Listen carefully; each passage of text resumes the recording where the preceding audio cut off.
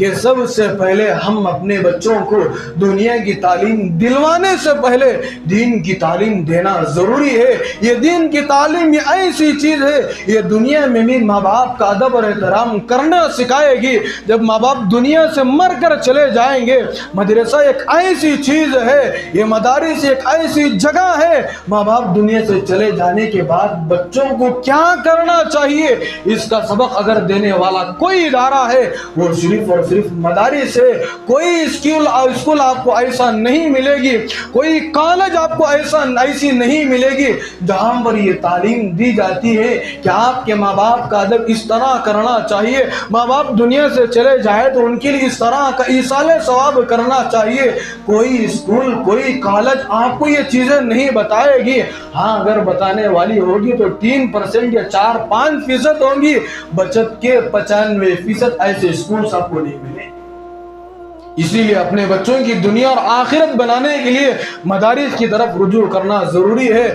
صحبت اللہ والوں کی، صحبت اللہ والوں کی اللہ سے ملوا جاتی ہے، صحبت اللہ والوں کی اپنا رنگ دکھا جاتی ہے۔ بزرگان محترم، میں نے گزشتہ جمعہ کہا تھا کہ 4 چیزیں ایسی ہیں جن سے خود زمین پناہ مانگتی ہے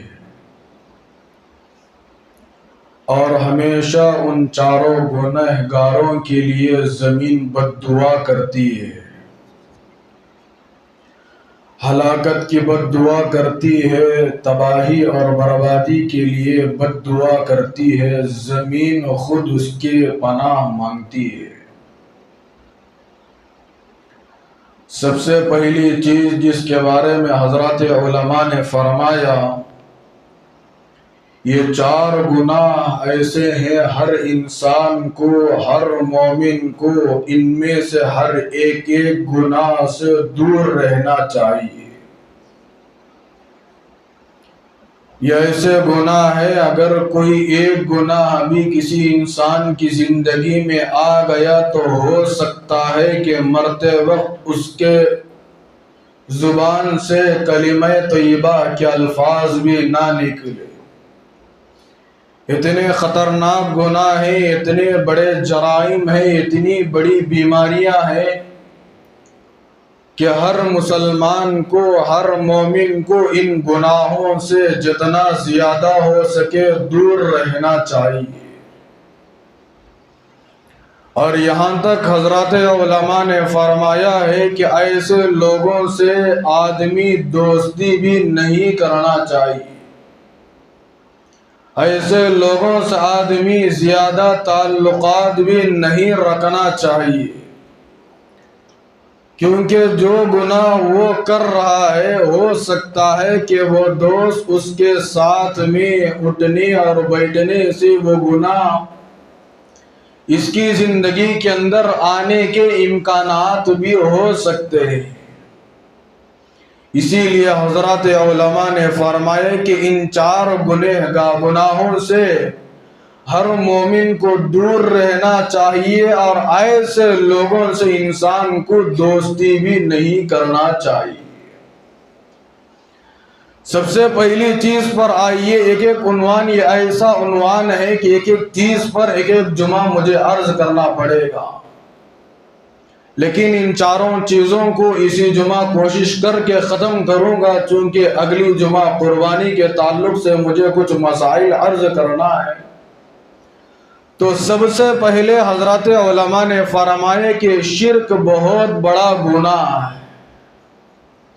قرآن مجید کے اندر اللہ پاک ارشاد فرماتے ہیں، ان الشرک لظلم عظیم، شرک کرنا یہ تو بہت بڑا گناہ ہے۔ اگر کوئی انسان اللہ کے ساتھ کسی اور کو شریک ٹھہراتا ہے، فرمایا کہ یہ سب سے بڑا گناہ ہے، یہ جرم عظیم ہے۔ اگر توبہ کرے بغیر اگر مر گیا تو اس کا انجام کیا ہوگا واللہ بہتر جانے۔ لیکن بزرگان محترم یہ شرک آج ساری دنیا کے اندر پھیلتا ہوا جا رہا ہے۔ علماء روکنے کی کوشش کر رہے ہیں، لوگ روکنے کی کوشش کرتے ہیں، لیکن کوئی بات ماننے کے لیے تیار نہیں ہے، کوئی عمل کرنے کے لیے تیار نہیں ہے۔ اس لیے کہ اتنا بڑا خالق، اتنا بڑا مالک ہے، ساری دنیا کے نظام کو چلاتا ہے، کیا وہ ایک انسان کو روزی دے کر کیا وہ تھک جائے گا؟ آج انسان اللہ رب العزت کا دربار چھوڑ کر کیوں غیروں کے دروازوں کے پاس جاتے ہیں؟ زبان سے تو اللہ ایک ہونے کی گواہی تو دیتے ہیں، زبان سے کلمہ طیبہ کے الفاظ تو پڑھتے ہیں، لیکن دل میں ان کے کچھ اور ہوتا ہے، گویا کہ منافق سمجھیے۔ زبان پر کچھ ہے، دل میں کچھ اور ہے، تو یہ منافق انسان کہلائے گا۔ اس لیے کہ منافقوں کی یہی نشانی ہے کہ اللہ کے نبی علیہ السلام نے فرمایا کہ سب سے بڑا منافق وہی ہے کہ جو اوپر سے ایک ہوتا ہے، اندر سے ایک ہوتا ہے، سامنے سے ایک ہوتا ہے، پیچھے سے الگ ہوتا ہے، یہ سب سے بڑا منافق ہے۔ آج بعض لوگ کلمہ تو پڑھتے ہیں، اپنے آپ کو مسلمان تو ضرور بتلاتے ہیں، نبی کا امتی اور نبی کا عاشق ضرور بتاتے ہیں، اس کے باوجود اللہ کا در چھوڑ کر غیروں کے دروازے کے پاس جا کر ایک وقت کی روزی کے لیے کیوں اپنے ایمان کو غارت کر رہے ہیں؟ ایک وقت کے پیٹ کے لیے، روزی کے لیے کیوں غیروں کے دروازوں کے پاس جا کر اسلام جیسی چیز کو آج بدنام کر رہے ہیں؟ غیر بھی یہ سمجھ رہے ہیں، ارے کیا ان کے دھرم کے اندر ایسے لوگ موجود نہیں ہیں جو غریبوں کی مدد کر سکے، جو یتیموں کی مدد کر سکے، جو لاچار اور مسکینوں کے لیے تعاون کر سکے؟ کہ ان کے دھرم کے لوگوں کو کہ یہ چیز نظر نہیں آ رہی ہے؟ آج لوگ بزرگان محترم، کچھ لوگ ہیں، اکثروں کی بات نہیں کرتا، کچھ لوگ آج بھی ایسے ہیں صرف 2 وقت کی روزی کے لیے اپنے ایمان کا سودا کر رہے ہیں، زبان پر کلمہ طیبہ کے الفاظ نکالتے ہیں، لیکن دل کے اندر منافقانہ مزاج ہے۔ اسی لیے حضرات علماء نے فرمایا یہ شرک ہے، یہ سب سے بڑا گناہ ہے۔ ارے وہی تو اللہ ہے جو کالے پہاڑ پر کالی چونٹی کو کالی اندھیری رات میں جب وہ وقت پر روزی پہنچاتا ہے، کیا میں اور آپ اللہ کی عبادت کریں اور بھوکے رہ جائیں؟ یہ ناممکن ہے۔ آج ہمارا ایمان کمزور ہو گیا، آج ہمارا یقین کمزور ہو گیا ہے۔ اسی یقین کو بنانے کے لیے بارہا ہم لوگ کہتے ہیں اپنے ایمان کی بیٹری کو چارج کرنے کے لیے حضرات علماء کرام کی مجلس کو اختیار کرو، حضرات علماء کرام کی مجلس میں جا کر بیٹھا کرو، اپنی ایمان کی بیٹری کو چارج کیا کرو۔ اس لیے کہ آدمی آج دنیا کے ماحول میں رہتا ہے، یہ دنیا کی رنگیلی اور چیزوں کو دیکھ کر ہمارے ایمان جیسی چیز، ہمارے ایمان جیسی عظیم بیٹری وہ کمزور اور کھوکھلی ہوتی ہوئی جا رہی ہے، اور اس کو ہم چارج کرنے کی فکر میں نہیں کرتے۔ ابھی 3 دن پہلے ایک دن مکمل کرنٹ چلا گیا تھا، ابھی 4 شنبے کی بات ہے، صبح میں فجر سے پہلے تقریباً 4:30 بجے کرنٹ چلا گیا تھا، تقریباً 6 ساڑھے 6 بجے تک مغرب تک کرنٹ نہیں آیا۔ لوگ پریشان ہو کر کہنے لگے کہ کاش کتنا اچھا ہوتا کہ اگر معلوم ہوتا کہ کرنٹ جانے والا ہے تو ہم موبائل چارج کر کے رکھ لیتے۔ لوگوں کے زبانوں سے نکلے ہوئے الفاظ ہیں، کاش ہم کو معلوم ہوتا کہ کل کرنٹ جانے والا ہے تو آج ہم اپنے فونوں کی بیٹری کو چارج کر لیتے۔ یہاں رک کر بزرگان محترم میں آپ سے پوچھنا چاہتا ہوں، کیا زندگی ختم ہونے کے لیے کوئی فرشتہ آ کر مجھے اور آپ کو اعلان دے کر جائے گا کہ کل آپ کی زندگی ختم ہونے والی ہے، کل آپ دنیا سے رخصت ہونے والے ہیں؟ ایک دن وہ آئے گا، جس طرح کرنٹ بولے بغیر ایک دن چلا گیا، اسی طرح ایک وقت وہ آنے والا ہے کہ انسان بھی اس دنیا سے چلا جائے گا۔ پھر قبر میں جانے کے بعد وہ یہی افسوس کرے گا جس طرح کرنٹ چلے جانے پر موبائل میں چارج نہ ہونے پر انسانوں نے افسوس کیا، لوگوں نے افسوس کیا، وہی طرح کا افسوس قبر میں جانے کے بعد انسان کرے گا کہ کاش اگر میں دنیا میں رہ کر کے شرک نہ کرتا تو کتنا اچھا ہوتا، کاش اگر میں دنیا میں رہ کر پتھروں کی پوجا نہ کرتا تو کتنا اچھا ہوتا، کاش اگر میں دنیا میں رہ کر بتوں کی پوجا نہ کرتا تو کتنا اچھا ہوتا۔ میں اللہ کو تو مانتا ہوں لیکن اللہ کی نہیں مانتا، اللہ کو تو مانتا ہوں اللہ کی نہیں مانتا۔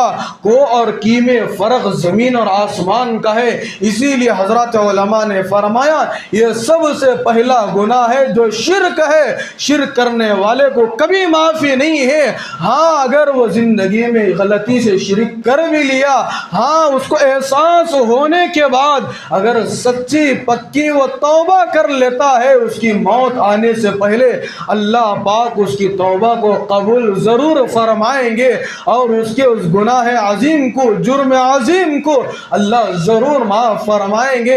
اسی لیے سب سے پہلی چیز فرمائی کہ شرک بہت بڑا گناہ ہے، یہ ایسا گناہ ہے بزرگان محترم اگر جیتے جی کسی انسان کی زندگی میں یہ گناہ داخل ہو گیا، ہو سکتا ہے کہ ممکن ہے کہ مرتے وقت اس کے زبان سے کلمہ طیبہ کے الفاظ نہ نکلتے۔ اس لیے بزرگان محترم ہر انسان کو اس گناہ سے دور رہنا چاہیے، ہر انسان کو اس گناہ سے بچتے ہوئے رہنا چاہیے کہ سب کچھ کرنے والی ذات وہ ایک اللہ کی ہے، روزے دینے والی ذات وہ اللہ کی ہے، کپڑا پہنانے والی ذات وہ اللہ کی ہے، وقت پر سلانے والی ذات وہ اللہ کی ہے، وقت پر اٹھانے والی ذات وہ اللہ کی ہے، وقت پر صبح میں سورج کو طلوع کر رہا ہے یہ اللہ کی ذات ہے، وقت پر سورج کو غروب کر رہا ہے۔ بزرگان محترم یہ دنیا کا نظام یہ کون چلا رہا ہے؟ یہ تنہا ایک اللہ ہی تو چلا رہا ہے، پھر بھی اس کے باوجود یہ ساری قدرت کی چیزوں کو میں اور آپ دیکھنے کے باوجود لوگ کیوں غیروں کے دروازوں کے پاس جاتے ہیں، لوگ کیوں پتھروں کی پوجا کرتے ہیں، اوروں کے سامنے جا کر کیوں ماتھا ٹیکتے ہیں؟ اس گناہ سے ہر مومن کو دور رہنا چاہیے۔ سب سے پہلا گناہ ہو گیا شرک کرنا۔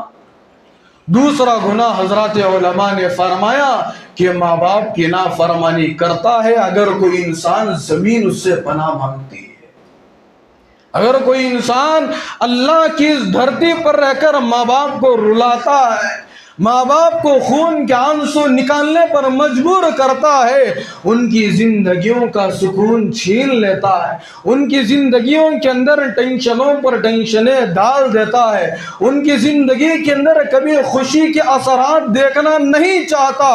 ہمیشہ بعض نوجوان آج بھی ایسے ہیں، ہمیشہ اپنے ماں باپ کو اس وقت رلا رہے ہیں، ان کو رونے پر مجبور کر رہے ہیں۔ ایسے ماں باپ بزرگان محترم وہ جیتے جی آج مرنے کی امید کر رہے، نتیجہ اور ذریعہ کون بن رہے؟ یہ آج کے نوجوان بن رہے۔ کیوں ایسے بن رہے؟ آگے چوتھی چیز پر وہ قسم آ رہی ہے، آج لوگ ماں باپ کا ادب اور احترام نہیں کر رہے، جبکہ قرآن مجید کے اندر اللہ پاک فرماتے ہیں وَاخْفِضْ لَهُمَا جَنَاحَ الذُّلِّ مِنَ الرَّحْمَةِ وَقُلْ رَبِّ ارْحَمْهُمَا كَمَا رَبَّيَانِي صَغِيرًا، اور آگے اللہ پاک فرماتے ہیں وَلَا تَقُلْ لَهُمَا عُفٍّ، ماں باپ کے سامنے تم اپنے بازوؤں کو ادب سے اور عاجزی سے جھکا دینا چاہیے، اور ماں باپ کے سامنے اف تک نہیں کہنا چاہیے۔ ماں باپ کے سامنے آج لوگ کیسے کیسے الفاظ استعمال کرتے ہیں، ماں باپ کے سامنے آج ماں باپ پر بعض نوجوان ہاتھ اٹھا رہے ہیں، بعض ماں باپ کو تو نوجوان اپنے گھروں سے لات مار کر نکال رہے ہیں۔ آج ایسا دور آ گیا ہے بزرگان محترم، کیوں ایسے زمانے میں ایسے نوجوان پل رہے؟ شاید کہ میری یہ سوچ ہے ان کو ماں باپ نے دین کی تعلیم نہیں پڑھوائی، ان کو مدرسے کی تعلیم نہیں حاصل کروایا، ان لوگوں کو مدرسے کے اندر داخلہ نہیں دلوایا، ان لوگوں کو قرآن مجید کی تعلیم نہیں دلوائی، ان لوگوں کو علماء سے رشتہ نہیں جوڑا، ان نوجوانوں کو علماء کی مجلس میں نہیں بٹھایا، ان نوجوانوں کو آج کے ماں باپ حضرات علماء کرام سے تعلقات کو نہیں جوڑا، آج 10 سال 15 سال 25 سال گزرنے کے بعد نوجوان کیا صلہ دے رہے ہیں؟ ماں باپ کی زندگیوں کا سکون چھین لیے ہیں۔ اسی لیے حضرات علماء نے فرمایا کہ دوسرا گناہ اتنا بڑا گناہ ہے کہ زمین خود ایسے لوگوں سے پناہ مانگتی ہے۔ اگر کوئی انسان اس دھرتی پر رہ کر ماں باپ کو رلاتا ہے، ماں باپ کی نافرمانی کرتا ہے، زمین ایسے لوگوں سے پناہ مانگتی ہے۔ اگر ایسے لوگ ماں باپ کی نافرمانی کرنے والے قبر کے حوالے ہوتے ہیں، دنیا سے چلے جاتے ہیں، قبر میں جانے کے بعد مٹی کے حوالے ہو جاتے ہیں، قبر چیختے ہوئے یہ کہتی ہے ارے کم بخت کتنا اچھا ہوتا کہ تو میرے حوالے نہ ہوتا۔ ساری دنیا کے اندر جتنے لوگ میری پشت پر چلتے تھے، جتنے لوگ میری زمین پر چلتے تھے، ان سب لوگوں میں تجھ سے زیادہ نفرت کرتی تھی، میں ہمیشہ تیرے سے پناہ مانگتی تھی۔ کیوں بزرگان محترم؟ اس لیے کہ وہ اپنے ماں باپ کو ستا کر دنیا سے گیا ہوا ہے، ماں باپ کو رلا کر کے دنیا سے گیا ہوا ہے۔ ارے ماں باپ بھی ایسی دولت ہے بزرگان محترم، ایک مرتبہ یہ دنیا سے چلے جاتے ہیں، آپ لاکھوں نہیں کروڑوں روپے لے کر بازار میں جائیں گے، اتنی قیمتی چیز آپ کو بازار میں ملنے والی نہیں ہے۔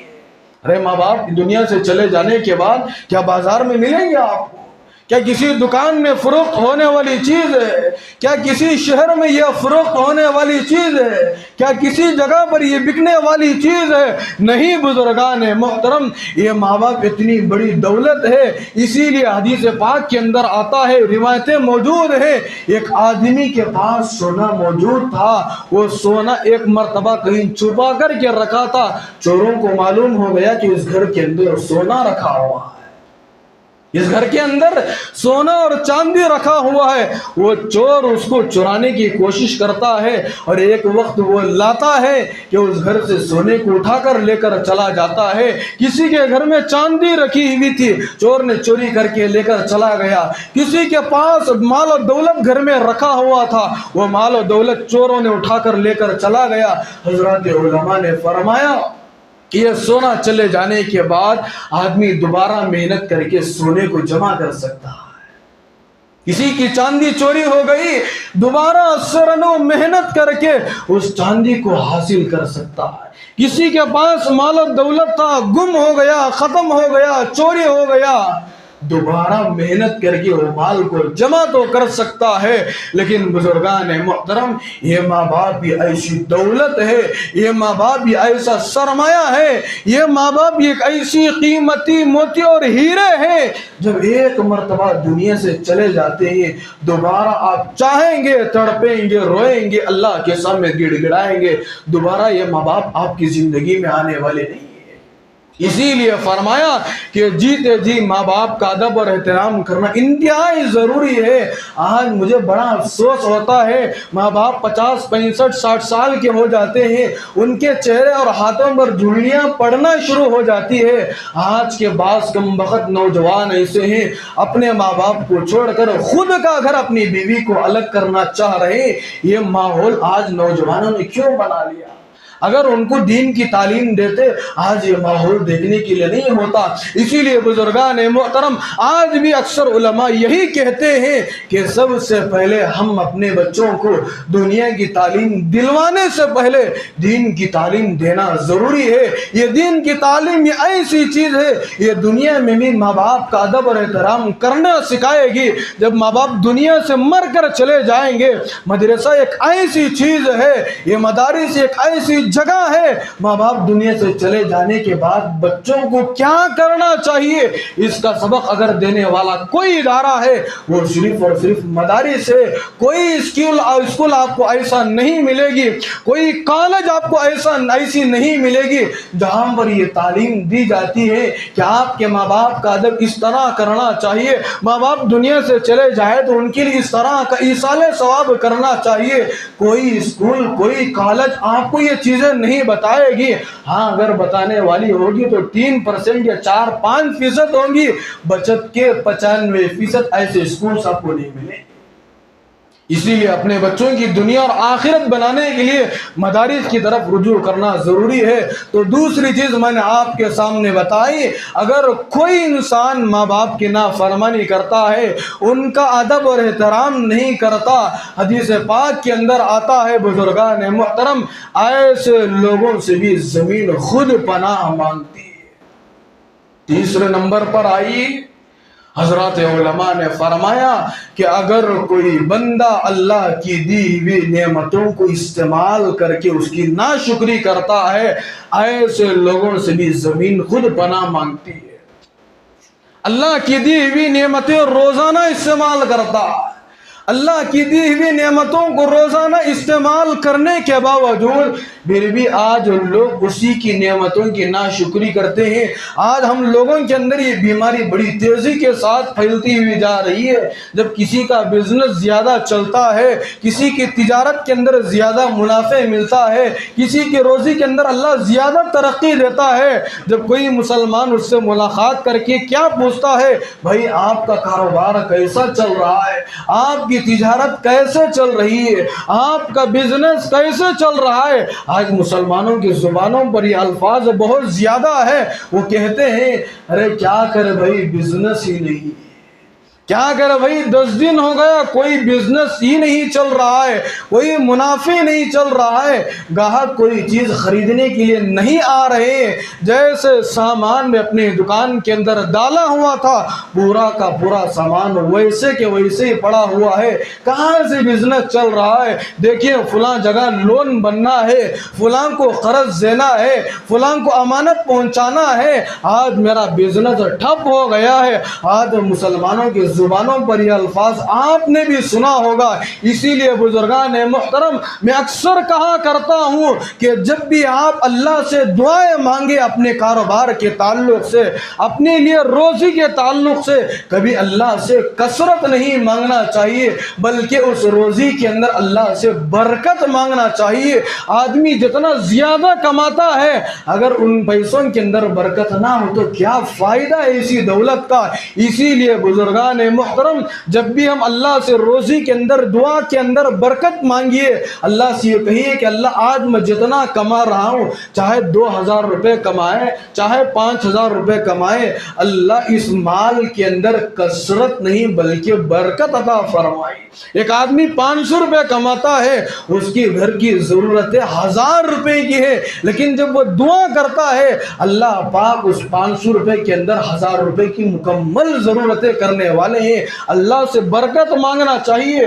آج لوگ اللہ سے برکت نہیں مانگتے، اللہ سے یہ کہتے ہیں کہ اللہ کثرت کے ساتھ مجھے مال دیجئے، اللہ مجھے 500 روپے بس نہیں آ رہے، اللہ مجھے تو 10,000 روپے عطا فرمائیے۔ میں یہاں پر رک کر پوچھنا چاہتا ہوں، اگر آپ ہفتے میں 10,000 روپے بھی اگر کما رہے ہیں، اگر آپ کی مکمل ضرورتیں نہیں ہو رہی ہے تو 10,000 روپے کما کر کیا فائدہ مجھے بتائیے؟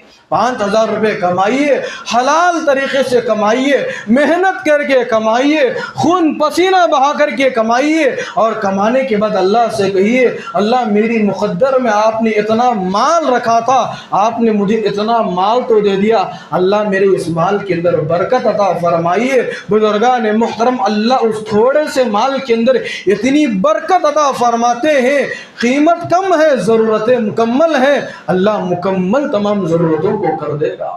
یہ تیسری چیز کیا فرمایا کہ اگر کوئی آدمی اللہ کی دی ہوئی نعمتوں کو استعمال کرنے کے باوجود ناشکری کرتا ہے، زمین ایسے لوگوں سے پناہ مانگتی ہے، ایسے لوگوں کے لیے زمین ہلاکت اور بربادی، تباہی کی بد دعا کرتی ہے۔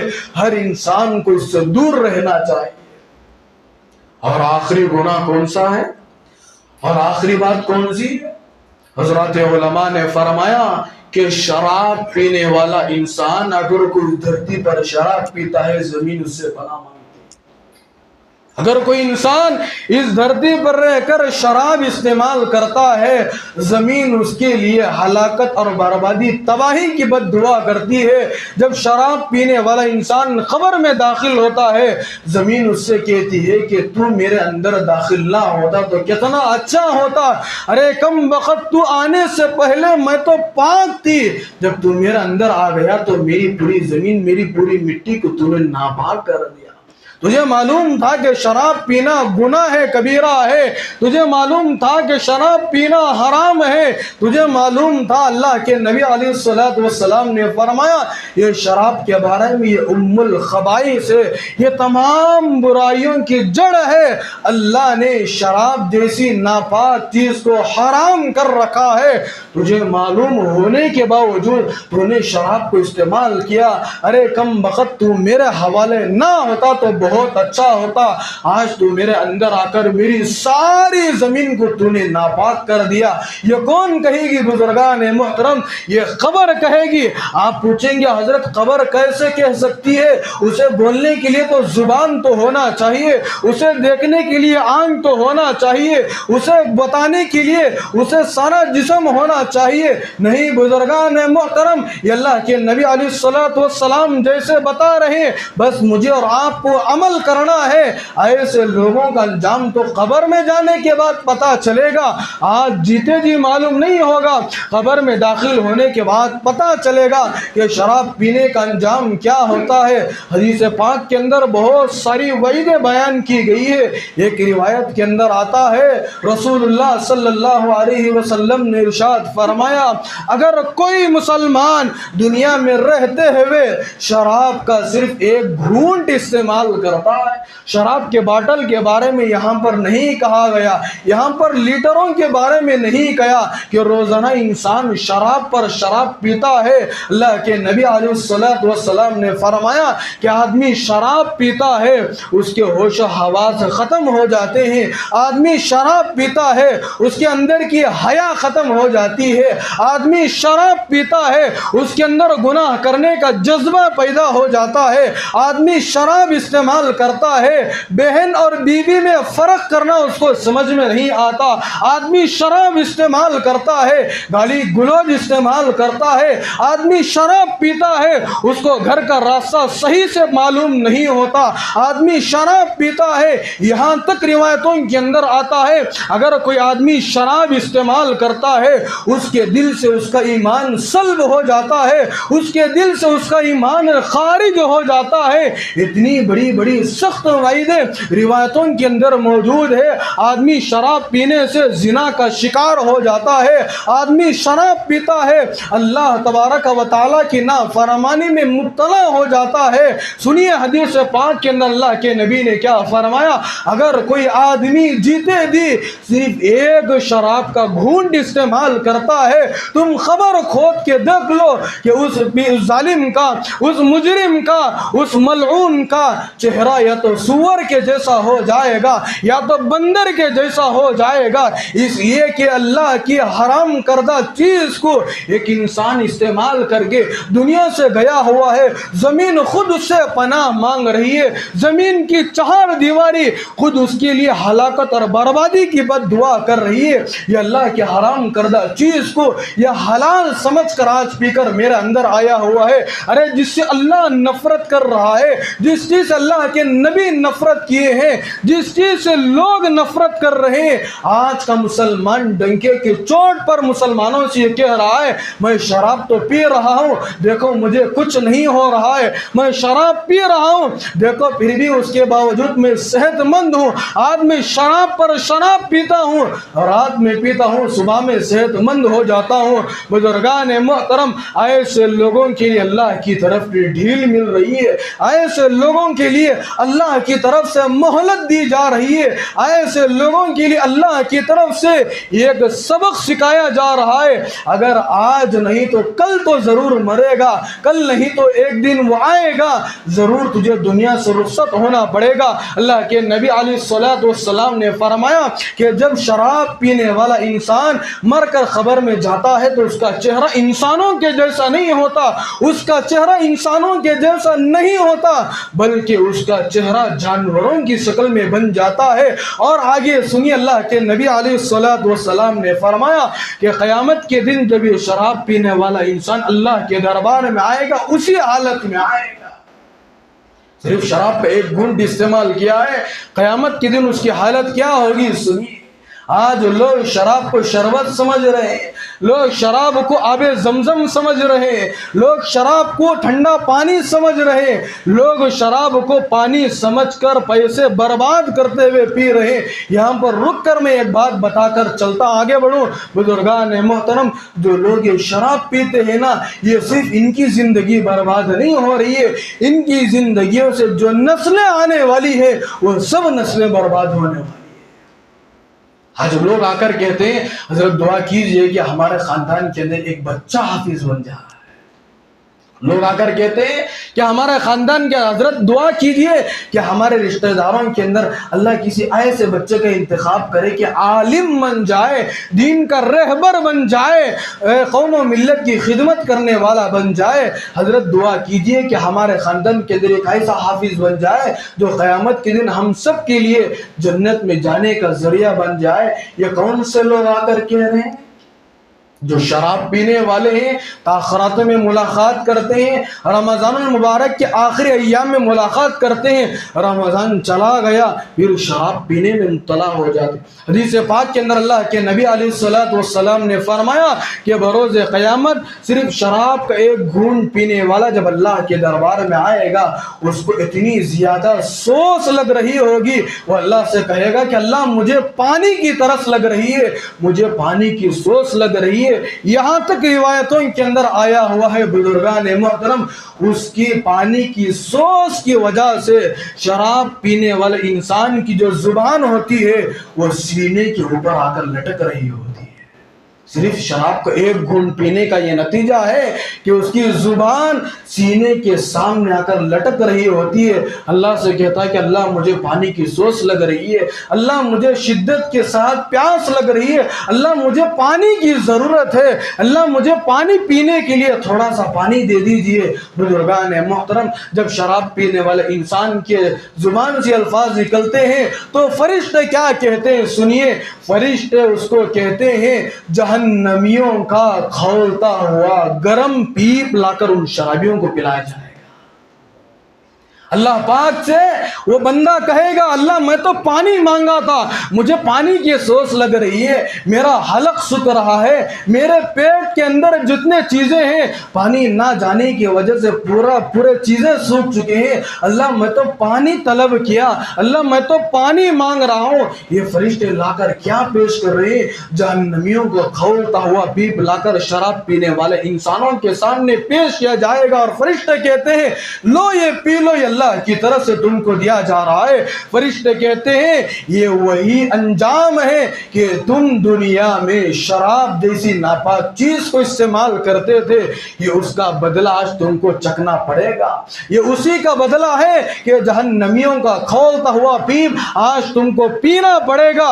وہ مجبوراً بزرگان محترم جب اس پیپ کو پیئیں گے، حضرت امام غزالی رحمت اللہ علیہ فرماتے ہیں کہ جیسے ہی وہ جہنمیوں کا پیپ پینے کے لیے شراب پینے والے لوگ اپنے چہرے کے سامنے لائیں گے، حضرت امام غزالی رحمت اللہ علیہ نے لکھا ہے کہ اس کے چہرے کا پورا گوشت اس گرم کھولتے ہوئے پیپ کی وجہ سے جھڑ جھڑ کر پورا گوشت جھڑ جائے، پورا گوشت جھڑ کر سڑ کر گر جائے گا۔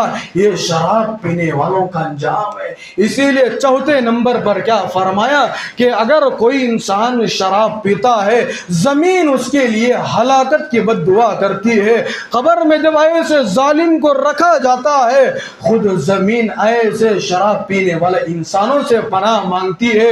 اسی لیے بزرگان محترم یہ 4 بڑے بڑے گناہ ہیں جن سے ہر مومن کو دور رہنا چاہیے۔ یہ 4 گناہ اتنے بڑے گناہ ہیں کہ مرتے وقت کہیں ایسا نہ ہو کہ ساری زندگی ہم ایمان کی حالت میں گزار کر جا رہے ہو، جب ہماری موت آئے اللہ نہ کرے کہیں ہماری موت کفر پر نہ ہو جائے۔ اسی لیے اللہ سے جب بھی دعائیں مانگے اللہ سے یہ دعا ضرور مانگیے گا، اے اللہ جب بھی ہماری موت آئے ہم میں سے ہر ایک کو کلمے والی موت عطا فرمائیے۔ اللہ سے ہمیشہ یہی دعا مانگیے، اللہ نماز والی موت عطا فرمائیے، سجدے والی موت عطا فرمائیے۔ اے اللہ ایسی موت سے ہم سب کی حفاظت فرمائیے جو بری موت جب ہم لوگ مر کر چلے جائے دنیا ہم کو غلط تانے دے کر یاد کرنے سے اللہ ہم سب کی حفاظت فرمائے۔ اسی لیے بزرگان محترم یہ 4 گناہوں سے ہمیشہ دور رہنا چاہیے۔ سب سے پہلا گناہ آدمی کو شرک سے دور رہنا چاہیے۔ دوسرے نمبر پر ہمیشہ ماں باپ کی خدمت کرتے رہنا چاہیے، نافرمانی نہیں کرنا چاہیے۔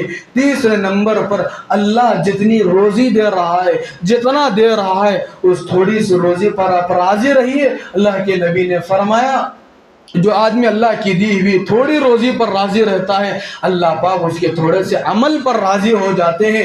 چوتھے نمبر پر شراب پینا۔ بزرگان محترم ہمیشہ اپنے آپ کو شراب سے دور رکھیے۔ یہ 4 گناہ ایسے ہیں آدمی اگر بچ کر کے زندگی گزار لیتا ہے اللہ کی ذات پر 100% امید اور بھروسہ ہے کہ ہم دنیا سے جائیں گے ہماری زبان پر کلمہ طیبہ کے الفاظ جاری ہوں گے۔ اللہ پاک سے دعا فرمائیں اللہ پاک مجھے اور آپ کو کہی ہوئی سنی ہوئی باتوں پر عمل کرتے ہوئے زندگی گزارنے کی ہم سب کو توفیق عطا فرمائے، اور جتنے لوگ اس گناہ میں مبتلا ہیں اللہ پاک سب لوگوں کو صحیح ہدایت عطا فرمائے۔ آمین وآخر دعوانا ان الحمدللہ رب العالمین۔